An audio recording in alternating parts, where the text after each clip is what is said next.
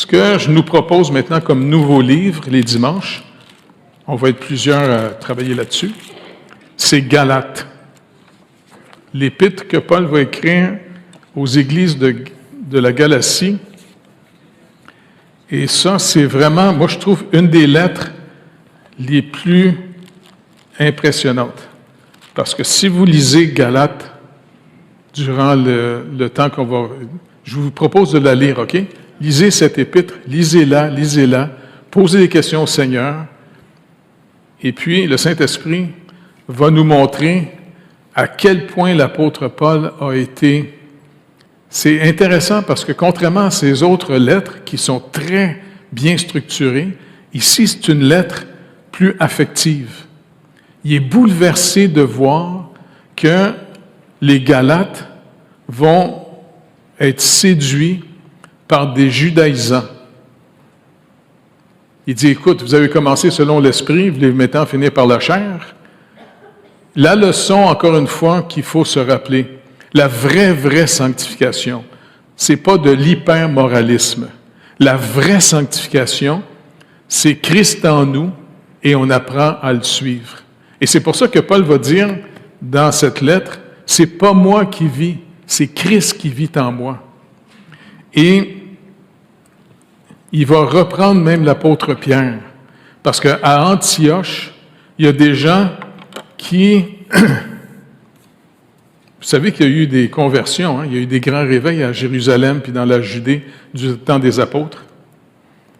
Et puis même 14 ans plus tard, quand Paul avec Barnabas et puis les autres sont montés à Jérusalem, tu sais,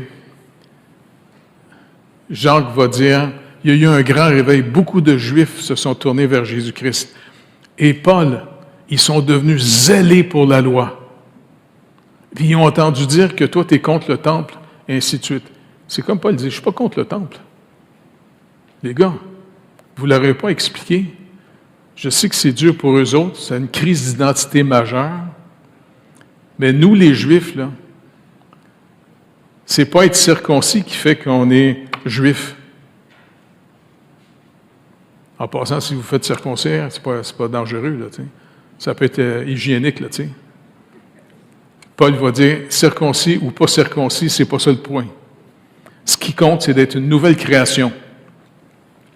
Parce que, quand ils sont arrivés à Antioche, beaucoup d'entre eux étaient des pharisiens qui se sont tournés supposément par la foi et des sacrificateurs, comme on voit dans Actes 6, verset 7, il dit « La parole de Dieu se répandait de plus en plus. Le nombre des disciples augmentait beaucoup à Jérusalem et une grande foule de sacrificateurs obéissait à la foi. » Moi, ce que je trouve fascinant, verset 15, au chapitre 15, c'est-à-dire, il nous dit aussi, « Alors quelques-uns du parti des pharisiens qui avaient cru se levèrent, et disant qu'il fallait circoncire les païens et exiger l'observation de la loi de Moïse. » Maintenant, j'ai eu avec ma femme et ma fille le privilège de vivre 1 an en Israël. Et puis, finalement, nous autres, on cherchait une église. On a trouvé des églises,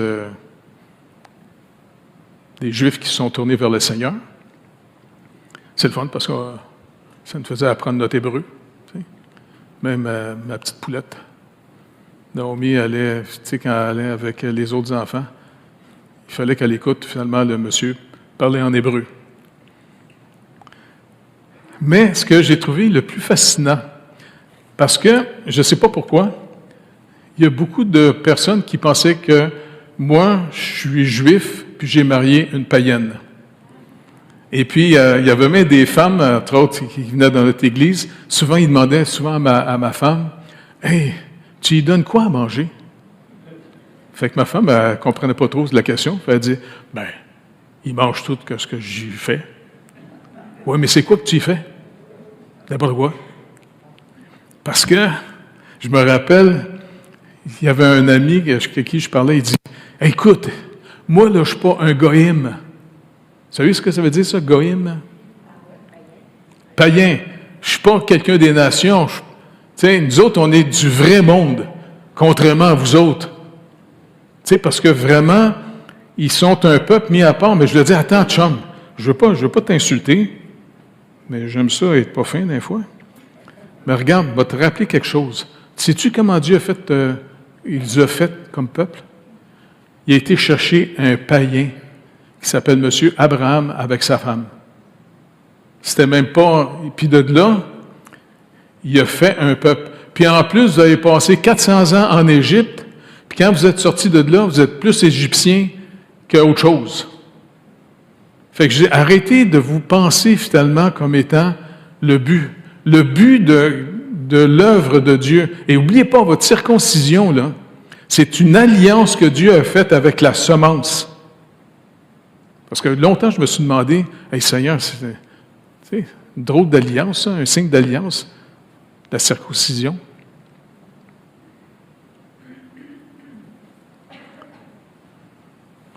Et puis, je me disais, mais c'est quoi le but de la circoncision? Fait que Dieu dit dans sa parole, non, c'est parce que, regarde, j'ai dit que je viendrai vous sauver en humanité, en humain, par le peuple que j'ai fait. Il va venir. C'est pour ça qu'il dit à la Samaritaine, dans Jean 4, parce qu'elle dit, ah non, mais vous autres, les Juifs, vous dites que c'est sur cette montagne à Jérusalem, puis nous autres, nos chefs nous disent c'est sur cette montagne-là, ici, là-bas. Puis Jésus dit, ça n'a rien à voir, c'est plus sur les montagnes maintenant. C'est en esprit et en vérité. Parce que, écoute, cher, le salut vient des Juifs.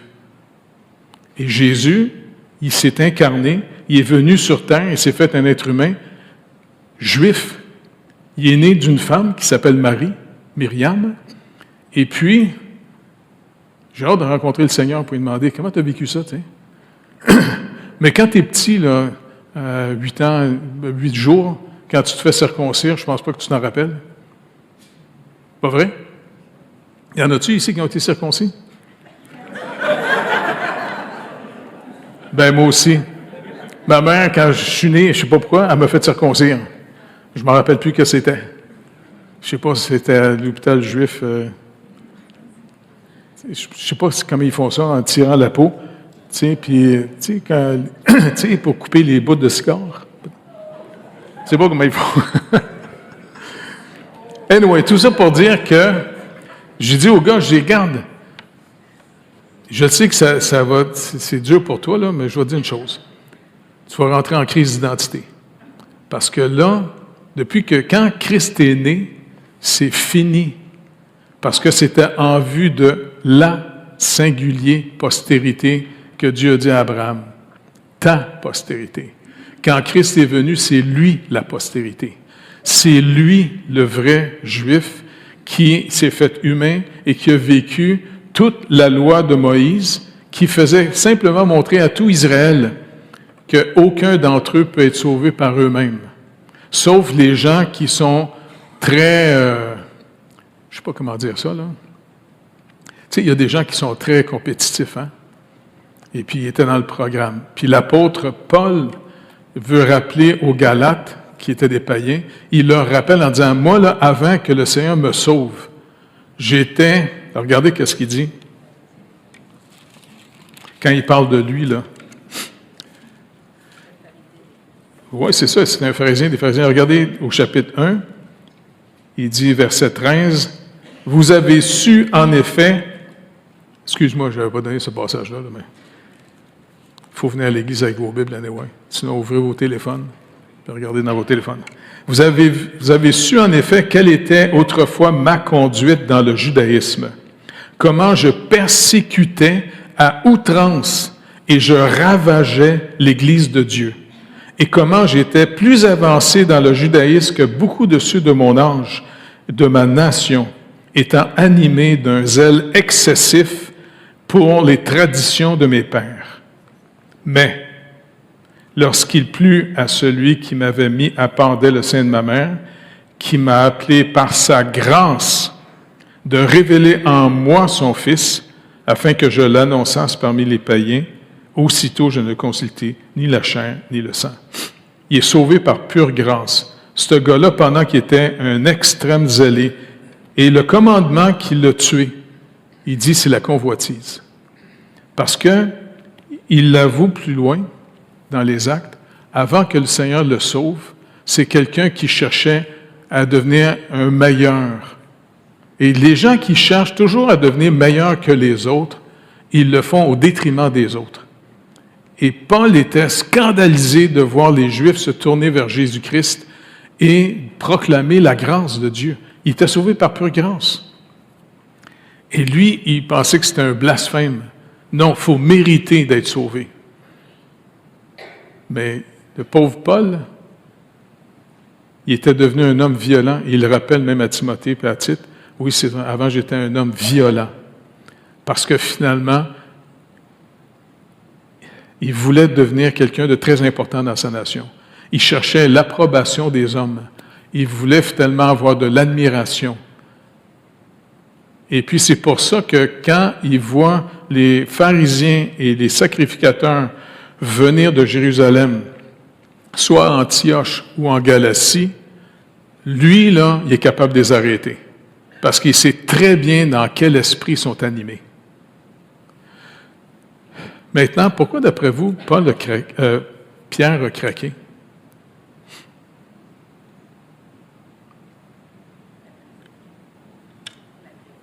Comment? Oui, de la pression, mais n'oubliez pas, il est dit finalement au début des Actes, ils ont passé devant les tribunaux, le Sanhédrin. N'oubliez pas, ceux qui menaient Israël, c'était les hyper-religieux de l'époque. Et puis, quand ils ont passé devant le Sanhédrin, les gars étaient surpris que Pierre et Jean avaient de l'assurance. Et pourtant, c'était des non-instruits. C'était des paysans, du nord de la Galilée. Par contre, ils ont reconnu qu'ils étaient avec Jésus. Le Seigneur n'a pas fait juste une hyper-école intellectuelle compliquée. Il leur a montré comment se confier en lui. C'est ça la leçon la plus importante que le Seigneur a appris à ses disciples. Oui, il a appris la parole, mais il n'a pas fait une école plus pharisienne. Il rappelait les Écritures simplement pour montrer comment on se détourne de nous pour s'attendre au Seigneur. C'est pour ça que Paul dit, c'est pas moi qui vis, c'est Christ qui vit en moi.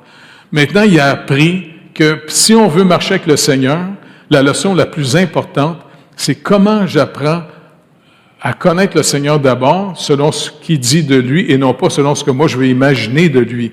Faites attention à nos imaginations qui essaient de se faire un genre de Walt Disney. OK? C'est les Écritures qui vont nous dire la vérité. Et puis, Paul va être le plus grand défenseur. Vous vous rappelez, quand il arrive à Jérusalem, Jacques va dire, les Juifs sont zélés pour la loi. Puis il dit, regarde, il y a des gars qui veulent aller se faire purifier, puis faire un vœu, là, tu sais, il y avait des vœux à faire. Puis, Paul, dans sa liberté en Christ, il dit, OK, ben regarde, on va y aller au temple. Tu sais, pour montrer, c'est pas que je suis contre le temple, mais je veux leur faire savoir que le temple, c'est fini. C'est fini. Et puis même, c'est pour ça qu'ils ont tué Étienne, puis Paul s'en rappelle, parce qu'il était là, à l'assassinat d'Étienne. Étienne rappelait, n'oubliez pas, tout ce que Israël est représenté en ce moment par le temple, par la nation, par le territoire, le Seigneur Jésus a dit, tout ça va être détruit. C'est fini. Parce que, selon Moïse avait dit, quand le prochain prophète comme moi va venir, quiconque va le rejeter, il va être rejeté du peuple. Et toutes les autorités, la majorité des autorités du peuple ont rejeté Jésus. Alors, ils sont rejetés du peuple. Et je sais que ça scandalise bien du monde. Paul nous rappelle que nous, les païens, en tout cas la majorité vous êtes des païens, tant mieux s'il y en a qui sont juifs, ça ne fait pas que vous êtes plus. Parce que Paul le dit, c'est plus être païen, ni juif, ni grec. C'est pas non plus être esclave ou libre, femme ou homme. C'est être une nouvelle création en Jésus-Christ. C'est ça, le but. Une nouvelle création en Jésus-Christ. Mais c'est une leçon, je vous le dis, la vraie sanctification. On aime mieux des programmes morito. Tu sais, on aime mieux des programmes. Parce qu'on dirait que les gens, c'est plus concret. Un petit programme. l'Église catholique, à cause du Concile de Trente, ben, il avait mis un programme pour être sauvé. Parce que le baptême, c'était la semence. Et c'est comme si le curé avait le pouvoir, ce qui n'est pas pantoute dans les Écritures. Paul va même dire aux Corinthiens, « Je suis pas venu chez vous pour vous baptiser, pour vous annoncer l'Évangile. » Donc, c'est pas vrai que le baptême sauve quelqu'un. Le baptême, c'est pour illustrer comment Dieu nous sauve. C'est le Saint-Esprit qui nous sanctifie. Et comme Paul va le dire, Jésus, il est venu, il est mort pour nous arracher du présent siècle mauvais. C'est lui qui nous arrache du présent siècle mauvais. Arrêtez de penser que nous, on est meilleurs que les autres parce qu'on a cru. Non, je suis extrêmement reconnaissant que le Seigneur m'a arraché du présent siècle mauvais. Et puis, soyez pas surpris qu'avant de votre conversion, souvent le Seigneur peut permettre des catastrophes dans votre vie pour que vous ayez une espérance autre chose que votre argent, autre chose que, je ne sais pas, tu sais. Quand il a voulu sortir Israël de l'Égypte pour commencer enfin le peuple, est-ce que vous vous rappelez? Il les a sortis d'Égypte. Mais qu'est-ce qu'il a fait avant? Qu'est-ce qu'il a permis avant?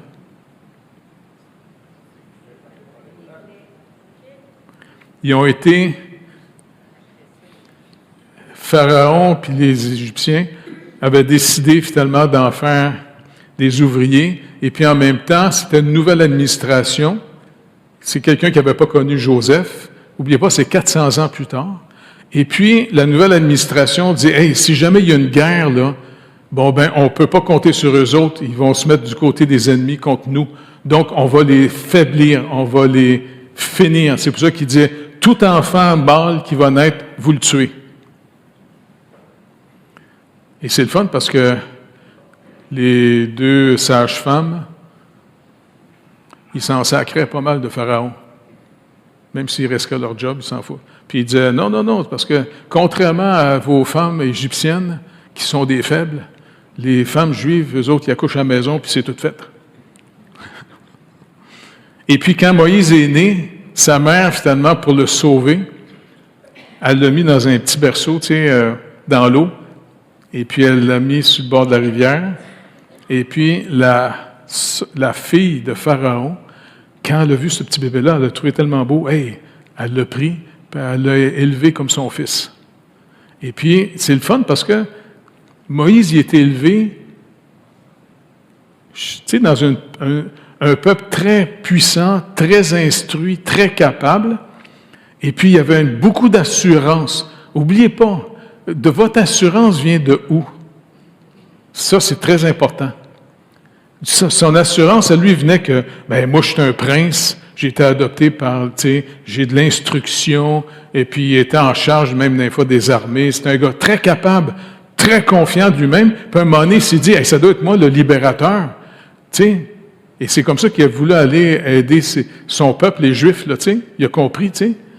Mais il n'a pas compris la leçon la plus importante. Le Seigneur, c'est tripant. Il ne compte pas sur nous autres. Il veut qu'on compte sur lui. Et ça, c'est une leçon la plus dure à apprendre parce qu'on est dans une société tellement égocentrique, tellement narcissique, tout le monde veut être une vedette.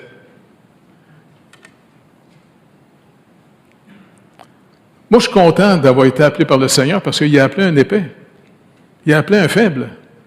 Moi, quand mon pasteur m'a donné, il m'a dit, le Seigneur t'appelle au ministère. Je dis, non, tu sais. Puis en plus, c'était la journée qui disait, on va prier pour toi parce que je pense qu'il y a un esprit d'incrédulité qui te harcèle. Parce que, tu sais, je disais à mon pasteur, écoutez, moi, je suis tanné d'être dans l'Église, d'entendre des gens se lancer des prophéties, même ding, bing, bing, bing, tu sais. C'est quoi cette niaiserie-là? Non, Jeff, c'est du Seigneur.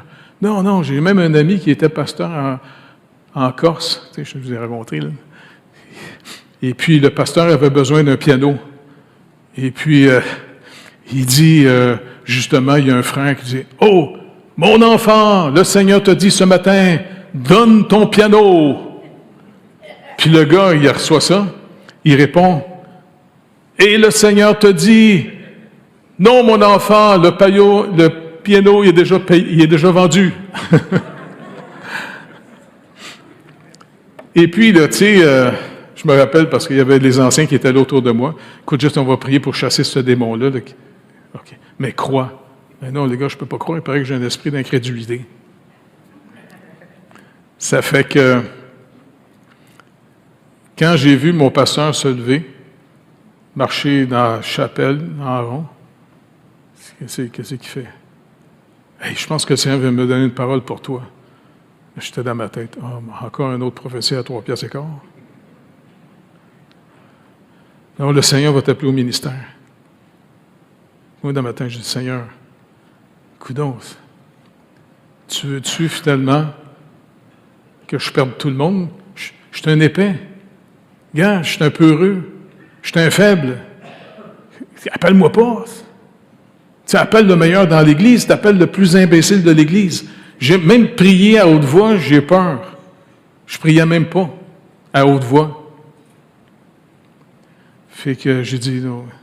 Mais mon pasteur me dit, non, regarde, si Dieu t'appelle, quand il appelle quelqu'un, c'est lui qui justifie. C'est pas parce que tu es le meilleur. Ah, ça, c'est sûr. Puis deuxièmement, s'il appelle quelqu'un, Paul a dit, il compte pas sur nous. C'est lui, en nous, qui va faire le ministère. En tout cas, il s'arrangera avec ça.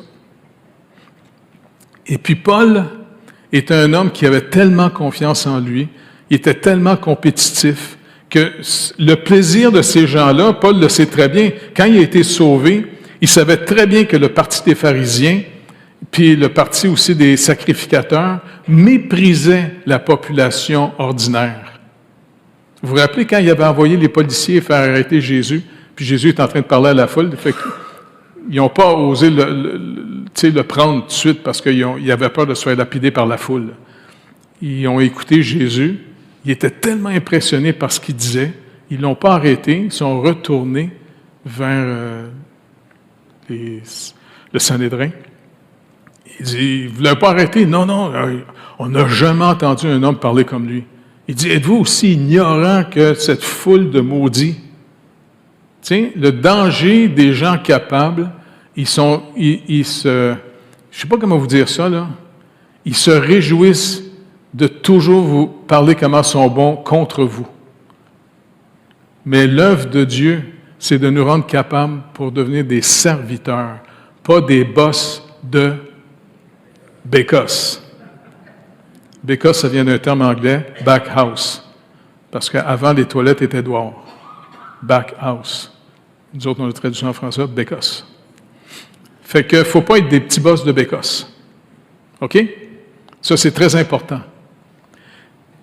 Donc, Paul il sait très bien que les apôtres, à cause qu'ils sont des gens qui viennent du nord du pays, ce n'est pas des gens qui ont des gros diplômes, ils n'ont rien, ils n'ont pas d'instruction. Par contre, la seule assurance qu'ils ont, c'est que Jésus les a enseignés. OK? Mais, n'oubliez pas, humainement parlant, c'est ça qui est fascinant. Lisez les Actes, vous allez voir, c'est fascinant. Même l'apôtre Pierre, quand l'apôtre Pierre, le Seigneur voulait qu'il puisse annoncer l'Évangile aux païens. Lui, il ne voulait pas Pierre. Vous vous rappelez la première fois qu'il a été annoncé l'Évangile aux premiers païens? Drôle de nom, le gars, un nom d'un oiseau. Une corneille. Et puis, mais avant d'aller, il était sur le toit de la maison, puis il avait faim, puis il avait demandé, pouvez-vous me faire un dîner? Et puis, en attendant le dîner, je ne sais pas ce qui arrive, il y a une vision, il voit une nappe descendre de pique-nique avec des animaux impurs que les Juifs ne peuvent pas manger et tuer. Et la voix disait, tue et mange. Lui, il dit, non. C'est répété. Non, tue et mange. Arrête de dire ce qui est impur, ce que moi, j'appelle pas impur. Il ne comprend pas en tout cette vision-là. Tu sais, puis la nappe à part. Puis les gens y amènent le lunch après. Et puis pendant qu'il mange, il entend 3 gars en bas, 3 Romains qui cognent à la porte. Est-ce que Pierre est ici à cette maison? Fait qu'il est là, 3. Parce qu'il a entendu 3 fois, tu et mange, 3 fois, 3 gars. Oh, il est descendu les voir, quoi. Non, c'est parce que notre chef, il a eu une vision, il dit qu'il a vu un ange, puis cet ange-là a dit de venir te chercher pour annoncer l'Évangile. Tu sais quoi la bonne nouvelle? OK. Fait qu'il est parti avec eux autres. Et puis quand il est arrivé chez Corneille, il dit, tu sais que nous, en tant que Juifs, j'ai pas le droit normalement de rentrer dans une maison de païens. Mais là, Dieu me dit que je ne dois pas te considérer comme un maudit, comme une poubelle. Il y avait un racisme très puissant, pas racial, religieux. Tout ce qui n'était pas juif pour les Juifs, c'était du carburant pour l'enfer. Fait que Pierre est élevé là-dedans. Fait qu'il, OK, il va, il ose, fait qu'il raconte l'histoire. Et quand il finit en disant que c'est en son nom qu'on est sauvé, qu'on est pardon des péchés, qu'est-ce qui est arrivé puis il n'était pas tout seul, il y avait des Juifs qui étaient venus avec lui.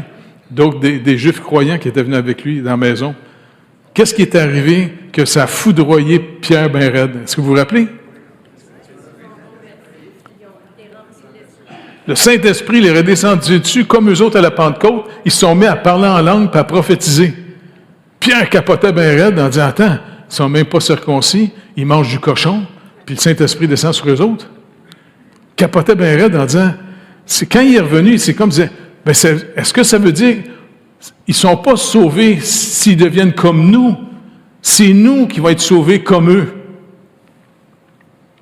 Mais tu sais, il y a de la misère à tenir, parce que Pierre, je ne sais pas comment vous dire, c'est quelqu'un il n'y a pas une forte image de lui, surtout face aux autorités religieuses très impressionnantes de l'époque. Mais quand le Seigneur se prend un gars qui était parmi eux, un pharisien, puis un pharisien des pharisiens, un hyper zélé, quand il va casser Paul, est-ce que quand Paul il s'en va encore faire des arrestations, il fait mettre les chrétiens en prison, il s'est réjoui de faire tuer Étienne.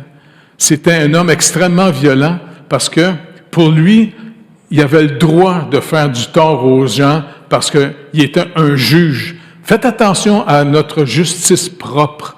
Notre justice personnelle là, fait de nous des juges. C'est comme si on se permet de juger les autres et les mépriser. Plutôt que d'être à leur service pour les servir, pour aider. Comme Jacques va dire, si tu vois ton frère finalement qui est dans le péché, fais tout ton pinceau passer de l'aider pour le sauver, le faire ramener dans la bonne voie. Plutôt que de se réjouir de le condamner. Tu sais. Et puis, quand Paul, le Seigneur va l'arrêter sur la route de Damas, il dit une chose, « Saul, Saul, pourquoi me persécutes-tu? » Ça, c'est trippant, cette phrase-là. Jésus ressuscité, assis sur le trône de son Père, dit, « Pourquoi me persécutes-tu? » Il n'a jamais touché à Jésus de Nazareth. À toutes les fois, ça c'est la parole qu'il nous dit, à toutes les fois que vous aidez un croyant, vous aidez le Seigneur. À toutes les fois que vous faites du tort à un croyant, vous faites du tort au Seigneur. Parce que c'est pas nos vies qu'on vit en ce moment, c'est Christ qui vit nos vies pour sa gloire. Il continue à faire la mission que son Père lui a donnée, de venir sauver sur toute la planète, partout, des gens par pure grâce. Et ça, c'est vraiment important. Donc, et puis, il est resté combien de jours dans la maison? Aveugle. 3 jours. Comme si la fameuse mort de Christ, la résurrection de 3 jours. Il est resté 3 jours aveugle. Il n'a pas mangé, il n'a pas bu pendant les 3 jours de temps. Il devait vraiment être affaibli, apeuré. Surtout que le Seigneur lui a montré. Et je suis sûr qu'il a montré, regarde, normalement, selon la loi, si tu penses que toi, tu peux être sauvé par la loi, eh bien, moi, je suis sûr que la loi l'a éclairé pour dire, tu es un maudit. Tu as participé à un meurtre. Tu attaques l'œuvre de Dieu. Moi, je suis sûr que finalement, selon la loi, ce gars-là, il venait de voir, hey,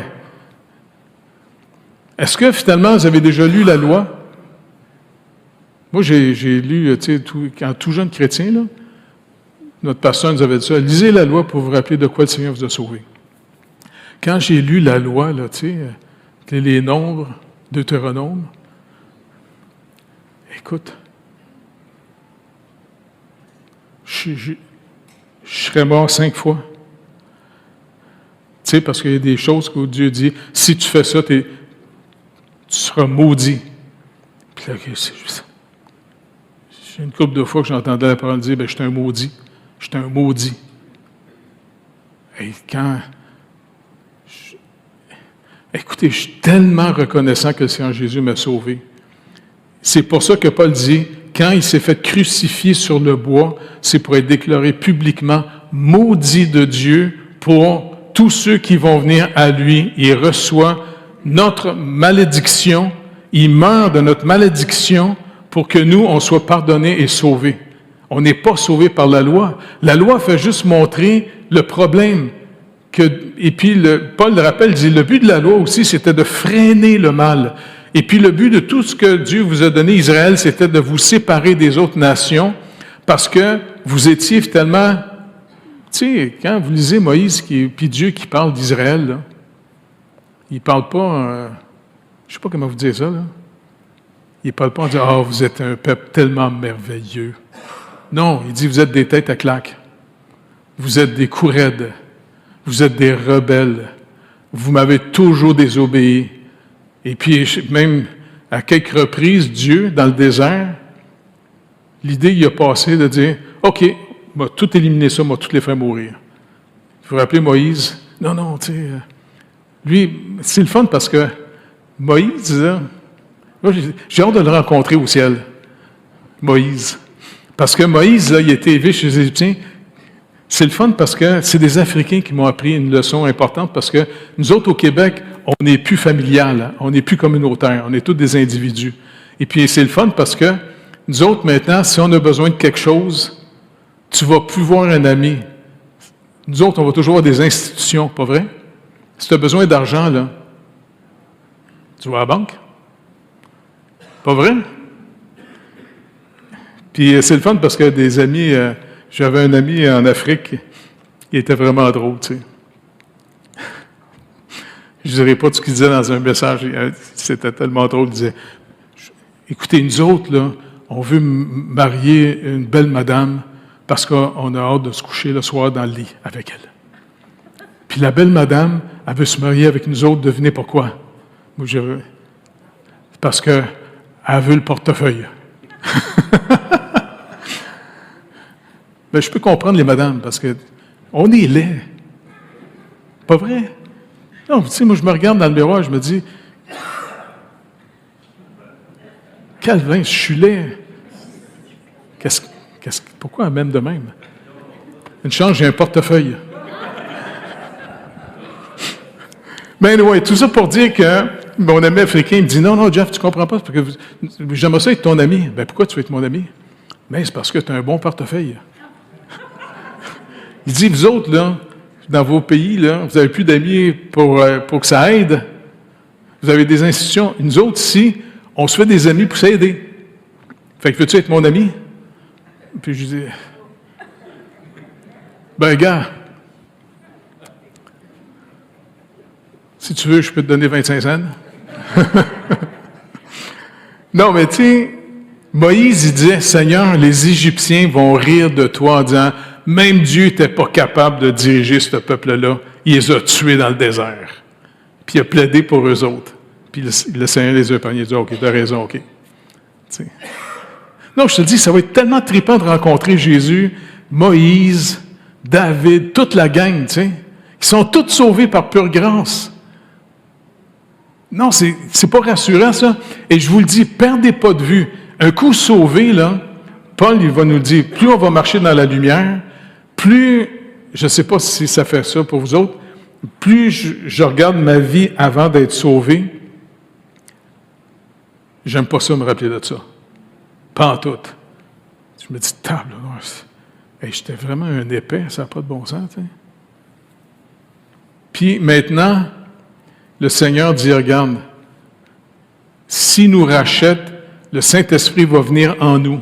Dieu vient nous habiter. Donc, c'est même pas nos vies, c'est la vie de Christ. Le Saint-Esprit vient en nous pour glorifier le Seigneur Jésus-Christ. Demandez régulièrement au Saint-Esprit, écoute, prends contrôle de ma vie, hein, afin que vraiment tu puisses continuer à glorifier Jésus-Christ. Et puis, Seigneur Jésus, c'est toi le chef de l'Église. afin qu'on puisse marcher dans tes œuvres, dans ta compassion. Et puis c'est en se rappelant à quel point il nous a sauvés par pure grâce que ça va produire en nous le zèle de l'Évangile. Parce que finalement, si Dieu ne nous avait pas sauvés par pure grâce,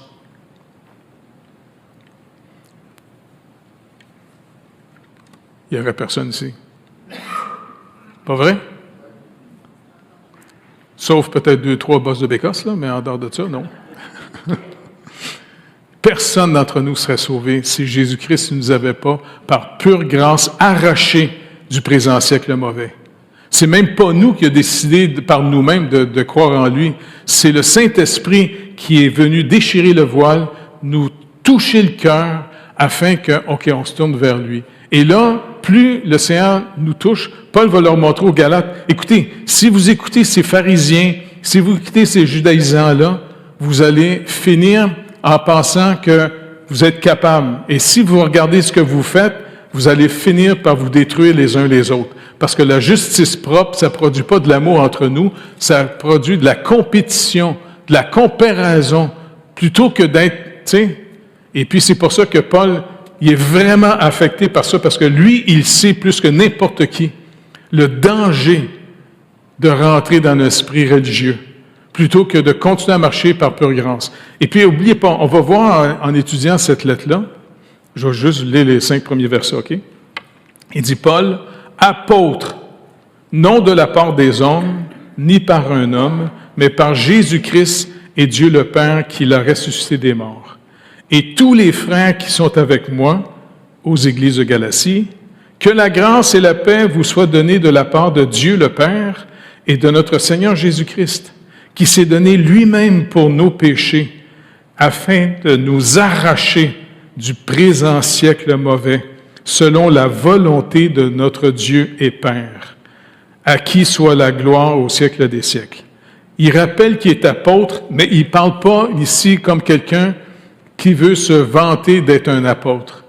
C'est parce que, devinez ce que les pharisiens et les judaïsants essayaient de faire par rapport à Paul. Détruire sa réputation. Dire que ce n'est pas un vrai apôtre.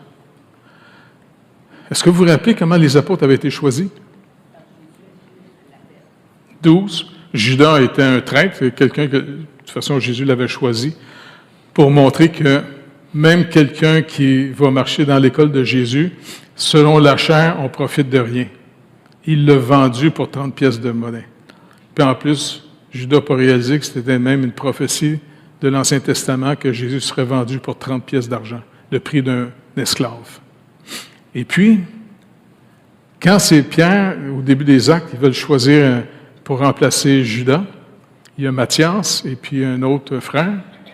Il dit, pour choisir, il faut que ce soit quelqu'un qui a marché avec Jésus, qui le connaît depuis le baptême de Jésus jusqu'à sa mort et sa résurrection puis l'enlèvement. Fait que c'est Matthias qui a été choisi.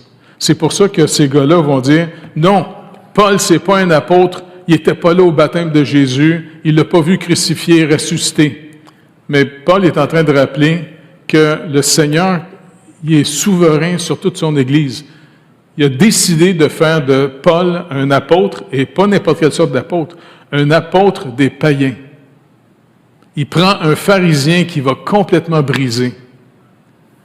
Et puis, je suis sûr que Paul, maintenant, a retrouvé son identité en Jésus-Christ. Parce que c'est plus maintenant, pour aller vers les païens, c'était très dur pour les Juifs. Rappelez-vous Pierre, quand il s'en va chez Corneille. Tu sais? Est-ce que vous êtes déjà demandé comment ça se fait que Jean-Marc, il est parti, il a quitté tu sais, il était avec Paul et Barnabas à l'île de Chypre, puis Paul a annoncé l'Évangile, puis il y avait un faux juif là-bas qui voulait détruire le message, puis Paul, c'était impressionnant. Il a dit au gars, vu que tu veux enténébrer les choses, tu vas devenir aveugle. Bing, le gars est devenu aveugle instantanément.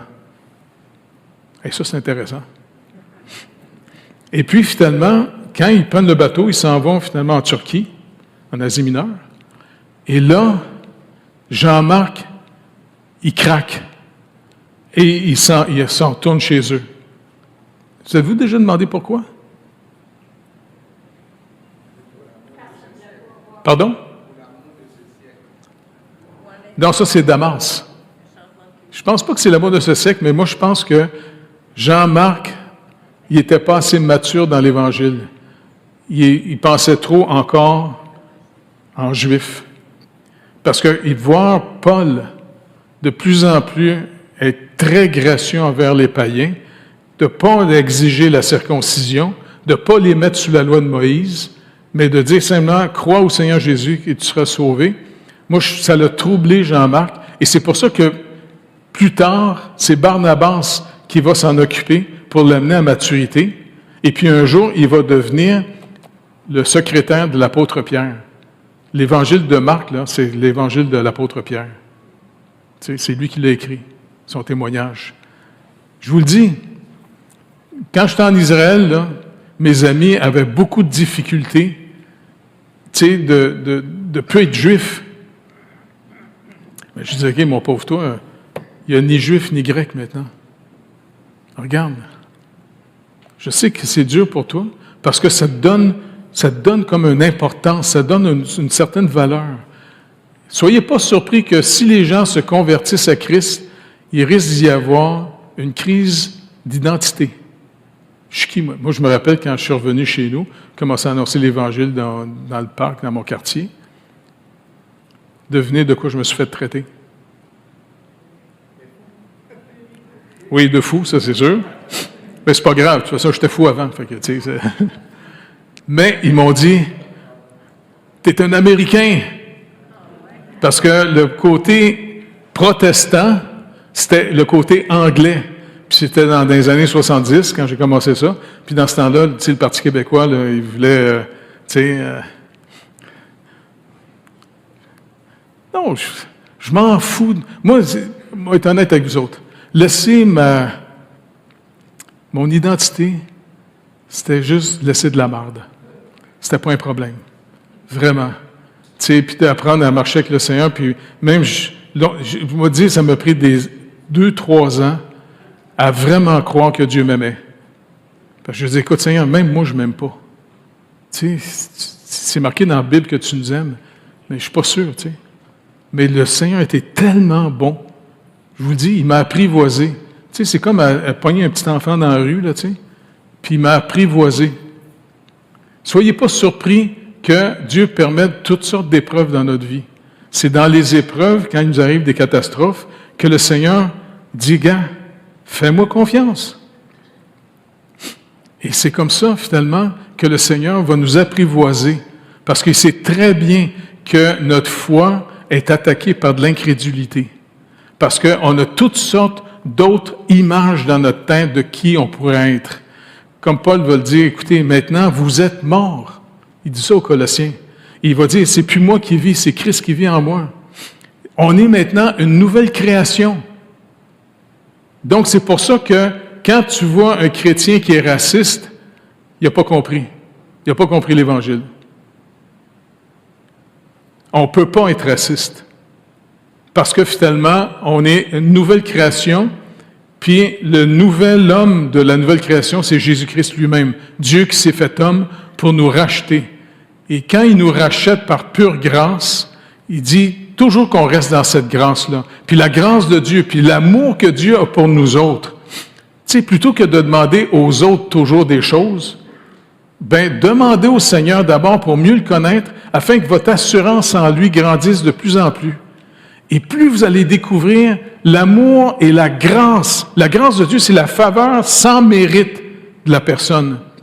Et c'est ça qui fait que cette grâce-là dans notre vie, qui nous fait, ça va nous orienter une nouvelle sorte de vie. Plutôt que de vouloir devenir quelqu'un d'important, je sais pas moi, c'est le fun d'avoir un beau char. Mais si tu vas avoir un beau char en pensant que ça va monter ta personnalité, t'es épais. C'est pas de ta faute, t'es épais. Si tu penses que c'est la maison qui donne une personnalité, t'es épais. Si tu penses que c'est ta job qui fait que tu es une personne, t'es épais. Arrêtez d'être épais. Devenons minces. Puis le seul moyen d'être délivré des valeurs de ce monde, tu sais, dans le sens, comme Jean le dit dans sa première lettre, là, les convoitises de ce monde, pour qu'il y ait des gens qui sont des personnes. Puis il y en a d'autres, selon les standards du monde, ils ne sont même pas des personnes. Nous autres, en Jésus-Christ, là, on est des enfants de Dieu. Est-ce que vous réalisez que Dieu, le Créateur, l'Éternel, nous a adoptés? Écoutez, on est adoptés. Nous autres, la mort, là, je sais qu'on n'est pas habitué de mourir, là, tu sais, mais la mort, c'est un gain. Quand le Seigneur va venir nous chercher, on s'en va chez eux. C'est pas capotant, ça? On s'en va chez Dieu. On s'en va chez Jésus. Alors, comme je vous dis, je sais, j'en parle à tous les messages, là. Je ne suis pas suicidaire en passant. Tu sais, j'aime bien ma vie, puis je demande à Dieu toute la santé et l'énergie qu'il faut. Mon seul but, je vais le dire avec vous autres, là, c'est de sortir l'Évangile. Sortir l'Évangile partout au Québec. C'est le fun parce que le Seigneur m'a donné un petit char pour que je me promène à la grandeur de la province. Et puis, je tournais en Europe. Mes amis me réinvitaient. Puis, j'ai été annoncer l'Évangile à plusieurs reprises là-bas, en France. Puis même avec ton père, on a été faire des tours en Serbie, en Allemagne, en Hollande aussi, c'était le fun, prêcher. Parce que c'est impressionnant, par exemple, en Allemagne, en Hollande, des grosses églises là-bas, tu sais. Puis j'étais rentré une fois avec ton père, tu sais, puis d'abord on va dans un genre de sacristie à côté, là. Puis après ça, les anciens rentrent. Puis moi, je ne savais pas où aller m'asseoir, là. Fait que moi, j'ai suivi les autres. Moi, je me suis assis avec les anciens, tu sais. Puis ils m'ont regardé. Non. OK. Je me suis levé. Là, je me suis promené.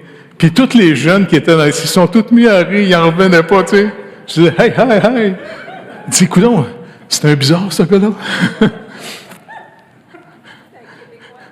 C'est un Québécois. Mais c'est quand un peu, j'avais l'impression que Maine avait amené comme un autochtone avec lui, tu sais. Non, mais je suis content d'être rien. Je vous le dis, ça m'a aidé énormément. Le Seigneur a sauvé une poubelle. Il l'a vidée, il l'a purifiée, puis il dit, OK, par humilité, il est venu même s'installer dans la poubelle. Il vient en nous. Vraiment. Je vous le dis, l'Épître aux Galates, ça va être capotant de lire ça. Je vous le dis, ça nous rappelle à quel point on est sauvé par pure grâce. Faites attention à tout ce qui fait de vous que vous êtes meilleur qu'un autre. Tous les dons, toutes les capacités, tout ce que Dieu va vous donner, c'est pour vous équiper pour mieux servir, pas pour dominer, pour servir. Pas trippant, ça?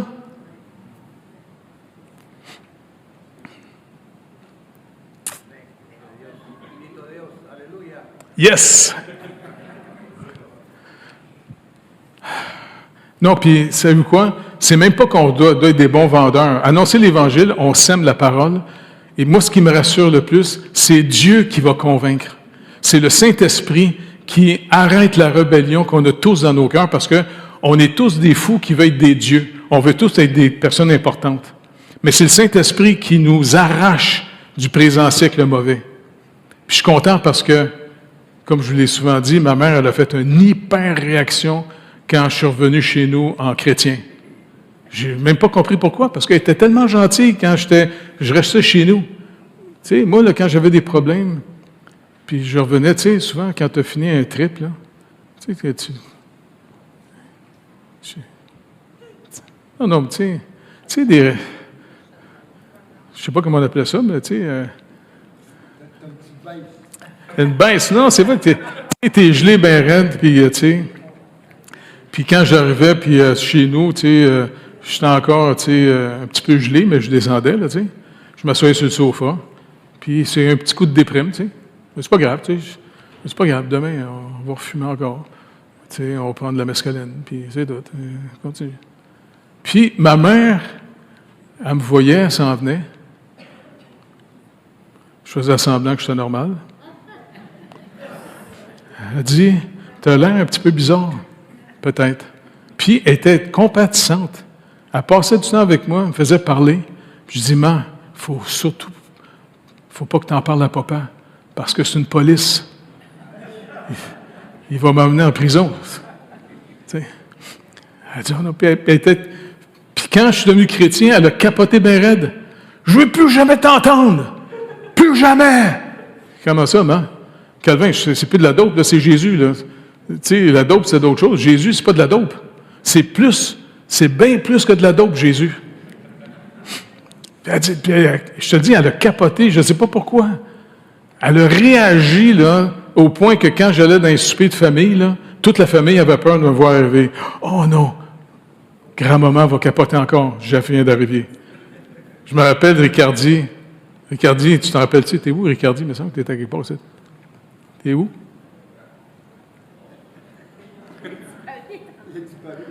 Non, mais tu sais, tu étais venu une fois chez Nathalie, là, tu sais, puis la famille était là. Puis tu avais dit finalement, ah oui, Jeff, il est en Europe en train de faire des conférences. Et puis, la cousine à ma fille, Valérie, elle capote. Tais-toi, tais-toi, tais-toi! Lui, il est là. Pourquoi? Non, c'est défendu. Parle pas. On veut pas gâcher la soirée. Ben là, je juste dis qu'il fait des conférences en Europe, il annonce l'Évangile, tu sais, ben, et puis, mon frère Jaco, c'est le plus comique, là, c'est mon frère. Il se lève, il dit, écoute, Ricardo, il m'a dit quelque chose. Si tu veux être bien dans la famille, ici, là, dans notre famille, tout le monde peut parler de n'importe quoi, même de toutes sortes de cochonneries. Le seul qui n'a pas le droit de parler, c'est Jeff. Parce qu'il parle de Jésus. Fait que lui, il regardait ça, il disait, coudonc, je suis dans une famille de fous, moi, là. Oui. Mais savez-vous quoi? À un moment donné, je fais juste remettre, c'est ça qui est trippant, on peut remettre on peut les remettre au Seigneur, c'est le Seigneur qui sauve. Et il y a 3 ans, ma mère a changé. Elle a complètement changé, elle s'est tournée vers le Seigneur. Elle m'appelle, le soir, on jase ensemble, on pose des questions sur Dieu, puis souvent on finit en priant au téléphone. Puis elle finissait sur un téléphone en disant, « Ah, je suis content d'avoir parlé avec mon pasteur. » Maman, t'as parlé avec ton gars. Là, on va aller la voir tout à l'heure à l'hôpital. Elle est à l'hôpital. Et peut-être dans ces dernières semaines. Mais au moins, ce qui me rassure, c'est le chemin de toute la terre. Mais au moins, tu sais, continuer à fortifier sa foi, l'encourager, continuer à prier, tu sais. C'est pas évident de mourir, hein? Il y en a un qui avait de la pratique. Il était moins nerveux la deuxième fois qu'il est mort. Monsieur Lazare.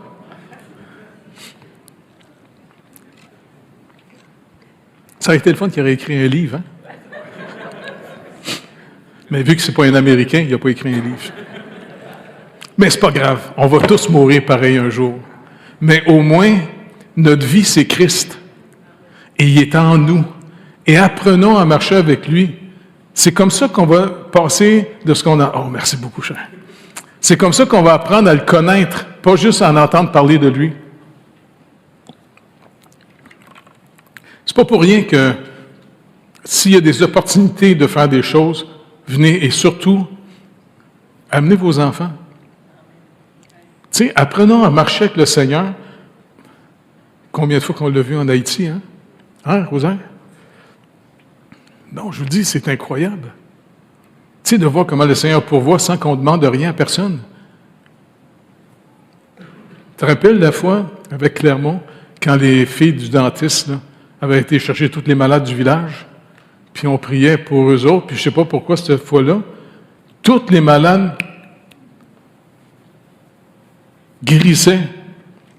Puis là, on leur disait, écoute, allez, va voir le docteur pour être bien sûr là, que c'est ça, parce que... Moi, je me rappelle, une fois, j'étais dans un petit village, bien loin, puis il y a une petite fille qui vient me chercher, elle dit, mon papa, il est très, très malade. Il est tombé malade ce matin, il est malade. Pouvez-vous venir prier pour lui? OK, fait que je suis la petite fille. On descend dans une petite vallée, rentre dans une... même pas une maison.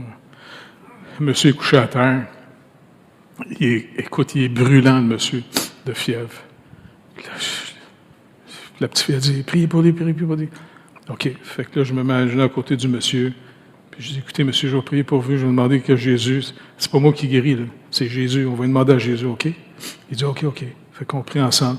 Je demande au Seigneur Jésus. Puis je le laisse là. Parce que, écoute, je ne sais pas quoi faire, je ne suis pas médecin, moi, là. Et j'aurais prié, tu sais. OK, reposez-vous.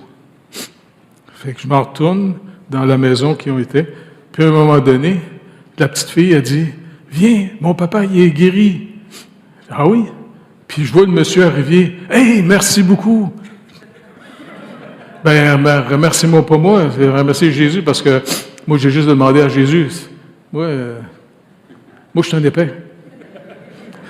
C'est tellement trippant d'être un épais, d'être des niaiseux, d'être des pauvres, d'être des riens. C'est Jésus-Christ en nous qui est toute la gloire. Ah, c'est trippant. Non, je sais que vous devez être triste que je suis votre pasteur, là, mais on remet ça au Seigneur, OK? Ah, Seigneur Jésus, c'est toi qui viens vivre au milieu de nous et en nous. Comme Paul le dit, c'est pas moi qui vis, c'est Christ qui vit en moi. Saint-Esprit de Dieu, tu es la troisième personne de la Trinité, tu es Dieu. C'est un mystère pour nous autres même de comprendre que vous êtes trois, mais il y a juste un Dieu.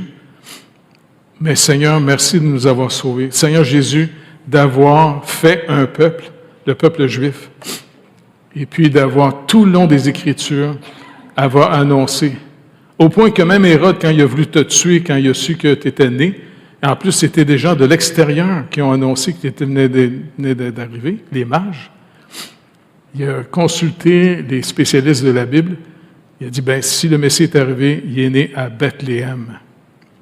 Et puis, ce fou-là qui veut rester un chef, il est obsédé de lui-même. Il a fait massacrer tous les petits garçons du village. Seigneur, c'est vrai qu'on vit dans un monde violent, un monde méchant. Merci d'être venu nous arracher de ce siècle mauvais et de faire de nous une nouvelle création et que bientôt, tu le dis dans Ésaïe, que tu vas recréer la terre et les cieux et là, on va vivre dans un monde de paix, de joie, d'amour et même la création, même la nature attend ce moment et tous les animaux vont devenir pacifique. Ça va être trippant de se promener avec un lion tranquille. Hey Seigneur, je ne suis pas suicidaire, mais je vais être honnête avec toi, j'ai hâte que tu viennes me chercher. Puis peux-tu faire ça vite? J'aimerais ça pas traîner. Hein? Bien vite, bing! Ça serait tellement trippant. Puis de rencontrer Seigneur Jésus. Hey, wow! Seigneur, bénis tout le monde ici et surtout, je te demande nos petits-enfants, que nos petits-enfants te connaissent, Seigneur. Pas entendre juste des histoires, mais qu'ils puissent te connaître. S'il vous plaît, pas peur. Que ça ne soit pas juste comme une genre de religion, mais une relation rétablie par toi, Seigneur Jésus-Christ. Et Saint-Esprit de Dieu, c'est toi qui éclaires notre cœur. Merci. Merci de nous éclairer par l'épître qu'il a écrit aux Galates, qu'on puisse vraiment être hyper encouragés, fortifiés dans l'œuvre accomplie de Christ. Merci, Père, au nom de Jésus. Amen.